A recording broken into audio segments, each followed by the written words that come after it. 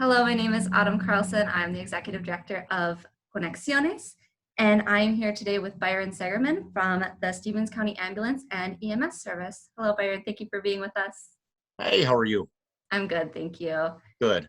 So today we're going to be talking a little bit about winter safety in Morris and Stevens County, and Byron is going to share with us a little of his knowledge.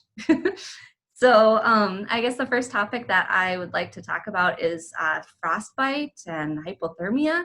Could you share a bit with us about this? What are the signs and symptoms of frostbite or hypothermia? Yeah, there's a couple of different instances of frostbite specifically on terms of severity. We talk about frost nip, which is probably what people commonly think of as frostbite, where they start getting pain, burning, tingling, typically in the fingers and toes. It's usually where it starts. Some numbness, cold skin, skin will turn pale.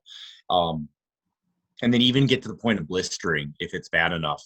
And that can be frost nip. And the difference is long-term, in the short term, it's painful. I mean, it can take days, weeks to heal fully, but frost nip will heal. If something is frostbite, if you get frostbitten, you'll completely lose loss of sensation. The skin and the tissue is actually frozen. So, I mean, it could turn black, it'll turn solid as ice. And typically that tissue won't heal. And a lot of times might need to get removed, and the increase of infection is pretty high. So that's a big difference between frostbite and frostnip, and frostbite. You mentioned hypothermia. Yeah. Hypothermia is more of we run into the frost nip and bite more in a lot of them in the extremities, fingers and toes. They get cold pretty easy because they're on the ends of our bodies.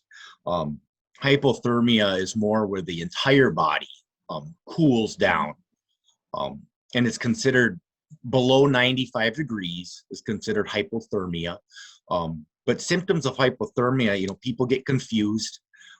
They could have slurred speech. They could sound like they're intoxicated. Confusion. And then as it worsens, the confusion will get worse and worse. And eventually someone will go unconscious. And how our body works, if it's not in the right temperature, organs will start shutting down. And ultimately it could lead to death. Okay. Thank you. I guess my next question is this pretty common here in Morris, and what can we do to prevent it? I'd say frost nip is actually really common. Yeah, it's pretty easy to, whether you're out hunting or going for a long walk, it's easy to not respect the conditions. And I think wind is the big one. Wind is just, it says it's 20 degrees outside, but with 20-mile-an-hour winds, and you could freeze pretty quick out there. Yes, you can. So that would be the big one. And, to prevent that, we got to think about layers. Sometimes it's a pair of gloves and then a big pair of mittens on top of it. Then, it's layers. It's that t-shirt, sweatshirt on top of your winter jacket. And, obviously you want to get your head covered. You lose a lot of heat out of your head. And then overworking outside, you're going to lose a lot more heat when you're exercising, or if you end up sweating.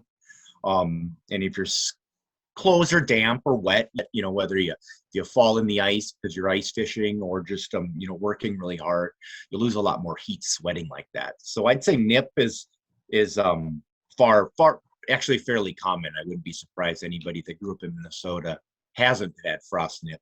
But frostbite is actually fairly rare in my experience. It's pretty extenuating circumstances where somebody might be outside with just a t-shirt and pants for 8 hours to really get that. I've only seen it a handful of times.